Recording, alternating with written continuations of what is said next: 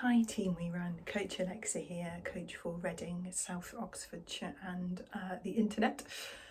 I wanted to reaffirm the benefits of walking in this video today. I think it's been triggered in my mind as a topic to talk about again because it's really important and because I've had a few questions through from new runners that I've been working with, new to me and new to running, about, but I felt like I had to kind of keep going in this run. I felt like I shouldn't walk. And it's an interesting one, isn't it? Because what other animal would we dictate what gait pattern they were using? On my dog walks, I don't mind whether my dog is walking, trotting, or sprinting in human terminology.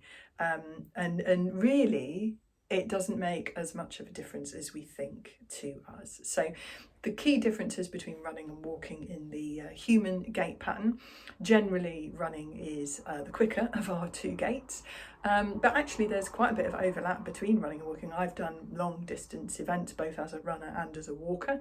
I tend to go for the cheaper end of the market, so they're self-navigating events that welcome runners and walkers, and you will be surprised how fast, well-trained walkers can do. I'm a pretty decent 4 mile an hour walker over long distances, but there are people usually much older than me who can walk continuously much faster than I can. So it's not necessarily a slow speed thing. Running, we are in flight at certain points, and when we are on the ground we only ever have 1 foot on the ground. With walking, we have either 1 foot or both feet on the ground. We're not in the air at any point, and because we don't have that in the air and then landing like we do when we're running, walking is lower impact. It's still an impactful activity, but it's not a high impact sport like running is.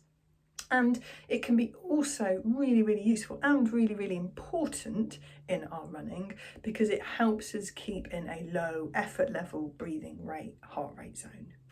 So it's why, if you've ever done any of the audio runs, you'll listen to me in the recoveries talking about walking, running, or walk running, because walking in recoveries between faster sections of running in an interval style session is a really, really good way of maximising your recovery.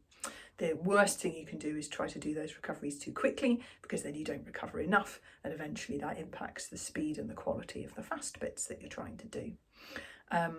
Running up hills is another really popular one. So if you're training or doing a easy run or a longer run on a hilly route, walking up the hills is an absolute must, because if you try and run up them, hills are basically speed work in disguise. You'll end up pushing your heart rate too high. So absolutely walk up the hills. Absolutely walk or stop at aid stations, checkpoints, water stops at races to enable you to actually take on some of that water without inhaling it or dribbling it down your front, which is my forte, or getting some proper food in you if you're doing a longer race. So walking has huge, huge advantages, and I've had so many runners over the years that have had fantastic success, particularly at longer distances, with a walk-run strategy. So a number of minutes walking followed by a number of minutes running, and doing those longer distances that way. So don't get judgmental about walking.